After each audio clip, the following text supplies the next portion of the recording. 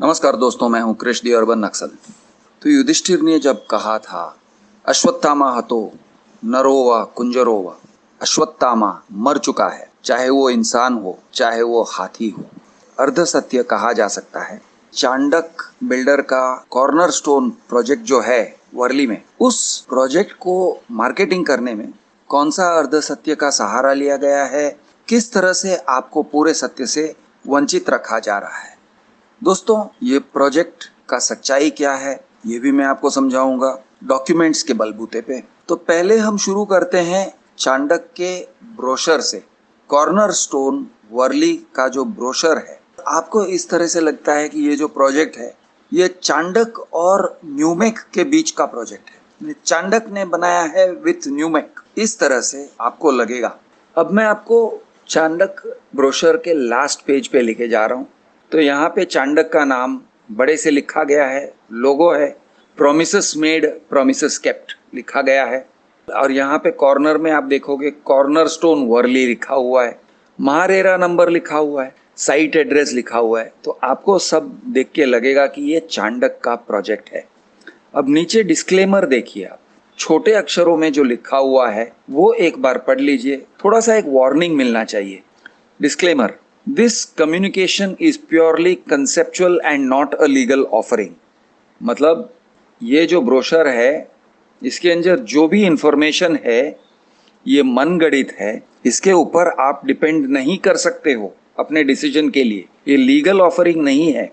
The information contained in this communication is only indicative of the kind of development that is proposed। सिर्फ संकेत देता है। All images are artistic conceptualization for illustration only and do not purport to exactly replicate the product।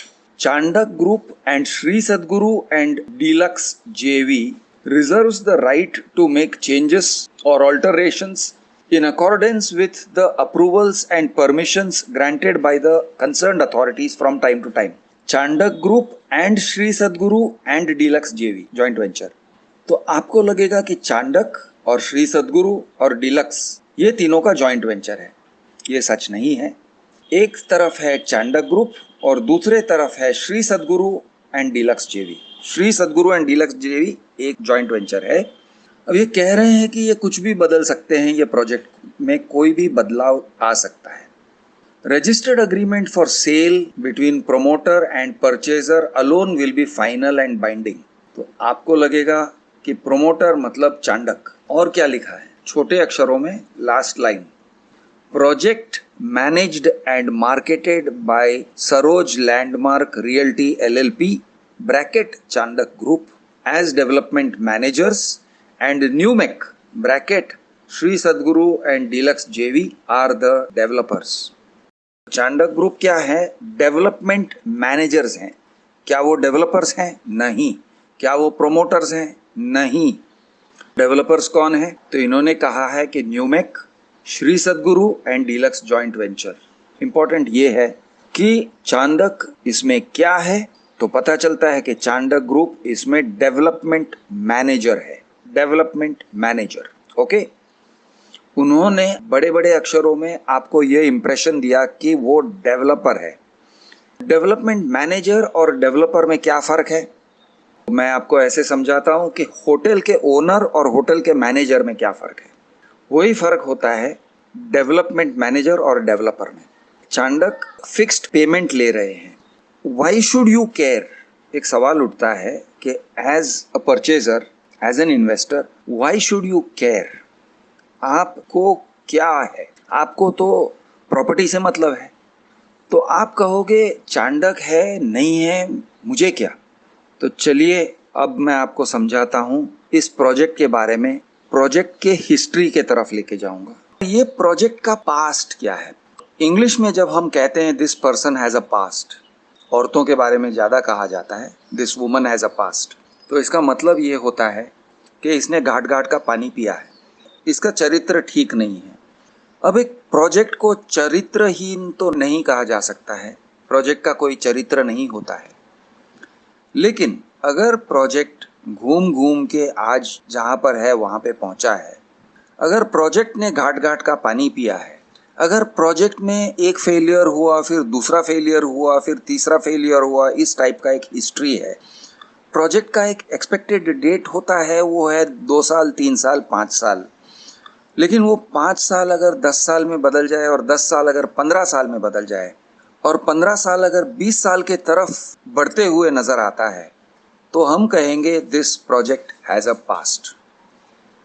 अगर project ने बहुत सारे हाथ बदले हैं, एक बिल्डर था, वो बिल्डर ने दूसरे को दिया, दूसरे ने तीसरे को दिया, या फिर एक बिल्डर था, उसने दूसरे को इन्वॉल्व किया और उसने तीसरे को इन्वॉल्व किया, इस तरह से बहुत सारे बिल्डर्स का इन्वॉल्वमेंट हो गया, तो भी हम कहेंगे this project has a past.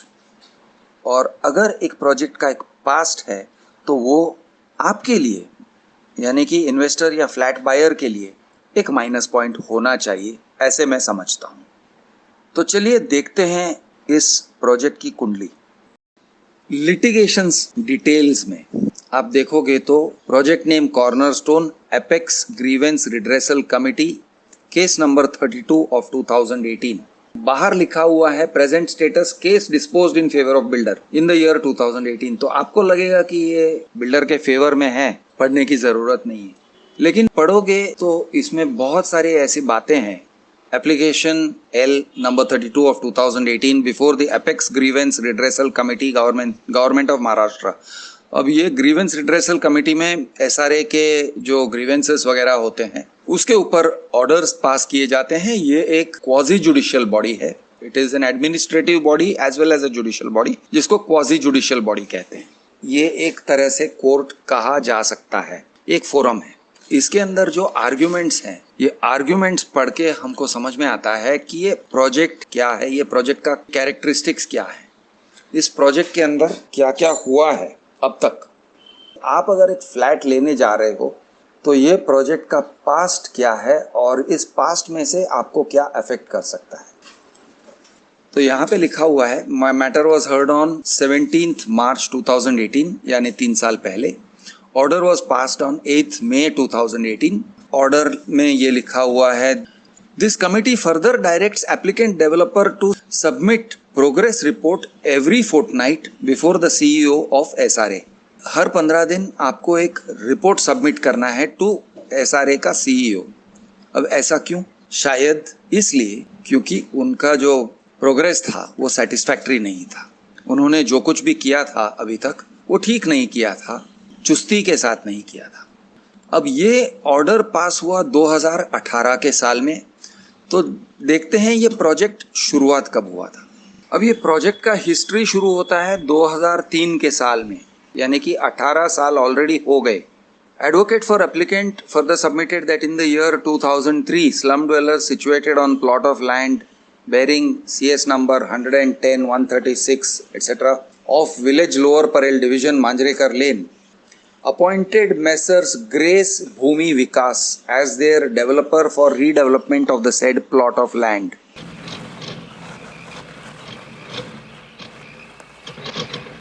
आगे क्या हुआ? 2005 में Messrs. Grace Bhumi Vikas surrendered their development rights and informed SRA to cancel their proposal and consented that there was no objection that the development of the said plot of land be implemented by new developer. तो तब आया new developer 2005 में।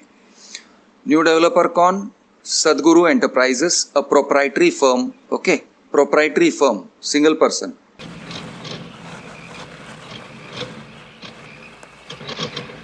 CEO SRA ने एक order pass किया था, जिसमें उन्होंने एक रिमार्क पास किया और रिमार्क में कहा, करंट डेवलपर दो has paid rent has not shown much strength in execution.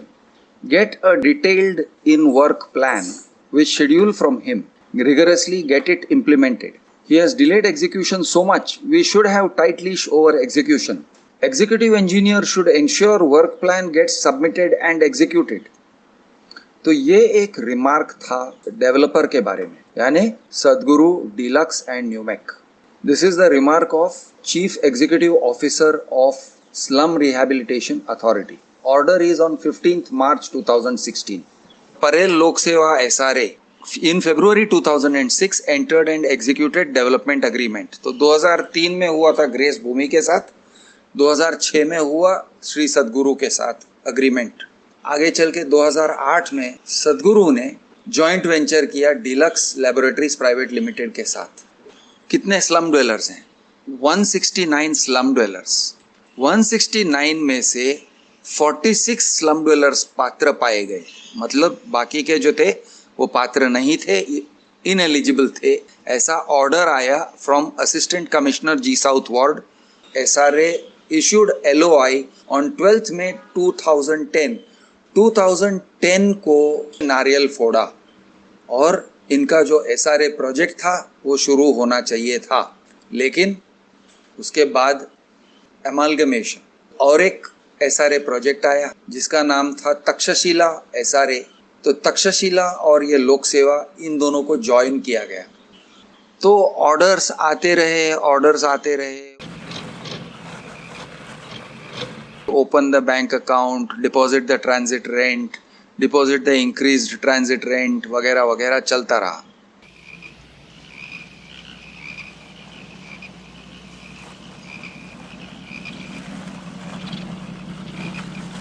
जाहिर सी बात है कि सद्गुरु ने और डीलक्स ने बहुत सारा खर्च किया। अब वो कह रहे हैं 2018 में कि उन्होंने more than 80% plinth of the rehabilitation building use किया है। Plinth, okay. प्लिंथ मतलब आई थिंक ग्राउंड लेवल या ग्राउंड लेवल से एक ऊपर, mostly I think ground level ही है। और जो स्ट्रक्चर है, स्ट्रक्चर करना बाकी है। लेकिन एप्लीकेंट ने कितना, एप्लीकेंट मतलब सद्गुरु एंड डीलक्स, उन्होंने खर्च किया है 45 करोड़। 45 करोड़ का ऑलरेडी उनका खर्चा हो चुका है। ये है 2018, ये पास्ट है, दिस इज द पास्ट। और इस तरह के कॉस्ट्स लोडेड हैं। आप अगर फ्लैट ले रहे हो तो आपको लगता है कि you are starting from a clean slate, but it is not a clean slate. There are already costs loaded onto the project. Already major costs have been incurred by Sadhguru and Deluxe joint venture, और अब entry लिया है चांडक ने, which gives it the appearance of clean slate. आपको लगता है कि ये क्लीन स्लेट है, शुरुआत हुआ है, लेकिन आप जरा देखिए कि इसके अंदर कितना एक हिस्ट्री है।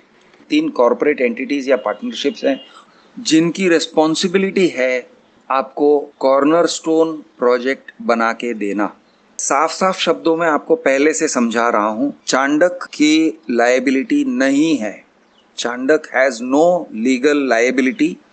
अगर आपको फ्लैट नहीं मिला या अगर आपको डिफेक्टिव फ्लैट मिला या किसी भी तरह से आपको अगर कोर्ट जाना हुआ तो आप चांडक को पार्टी नहीं बना सकते हो, उसके ऊपर लिटिगेशन नहीं कर सकते हो, उसके ऊपर केस नहीं कर सकते हो। आपको केस करना होगा Shri Sadguru and Deluxe joint venture पर। उनके ऊपर लीगल लायबिलिटीज नहीं है, चांडक पे कोई लीगल लायबिलिटी नहीं है, याद रखिए।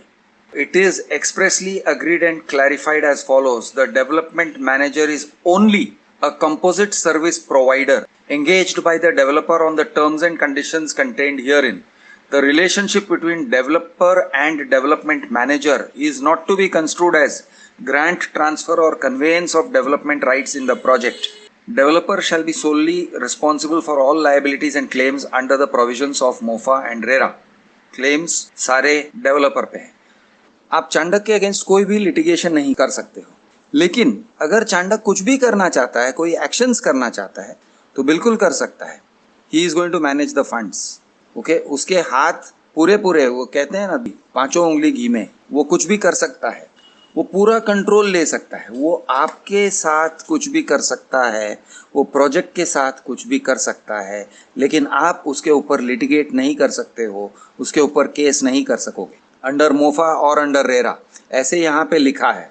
अब इसे अगर स्ट्राइक डाउन करना है इस क्लॉज को, तो आपको बहुत लंबा जाना होगा, आपको हाई कोर्ट में जाना होगा, बहुत लड़ के आपको लिटिगेट करने का हक पाना होगा। यहाँ पर लिखा हुआ है the terms envisaged in this clause 3.1.6 are one of the principal, material and fundamental terms on which the development manager has agreed to enter into this agreement. तो मतलब डेवलपमेंट मैनेजर की कोई लायबिलिटी नहीं है, कोई भी केस उसके ऊपर नहीं होगा। इस कंडीशन पे चांडक डेवलपमेंट मैनेजर बना है। ये आपके लिए बहुत इंपॉर्टेंट है, क्योंकि आप अगर सोचते हो कि आपको मार्केटिंग करने वाले यानी कि चांडक आपको जो अश्योरेंसेस देते हैं उसके लिए चांडक पीछे खड़े हैं, तो बॉस भूल जाइए, ऐसे कुछ भी नहीं है। Chandak has all the power but no responsibility. तो इन अ नटशेल मेरा ये कहना है, देखिए इन लोगों का SRA प्रोजेक्ट था, रखड़ गया, 15 साल के लिए रखड़ा हुआ, 18 साल के लिए रखड़ा हुआ प्रोजेक्ट है। श्री सद्गुरु के हाथों में ही ऑलरेडी वो 16 साल जितना तो रहा है। अब इन 16 सालों में ज़्यादा प्रोग्रेस नहीं हुआ है, और ये प्रोजेक्ट आज आपके सामने आ रहा है as a brand new branded product called Cornerstone. Do you feel safe? Do you feel confident? Do you feel it is a good investment? Do you feel it's a good place for you to put your money? Do you think you will get a flat at the end of it? सोचिए, research करिए on RERA, of RERA, उनके brochures को आराम से पढ़िए, small print पे नज़र डालिए। I am your friend Krish the urban naxal. जय महाराष्ट्र, जय हिंद, स्टे सेफ।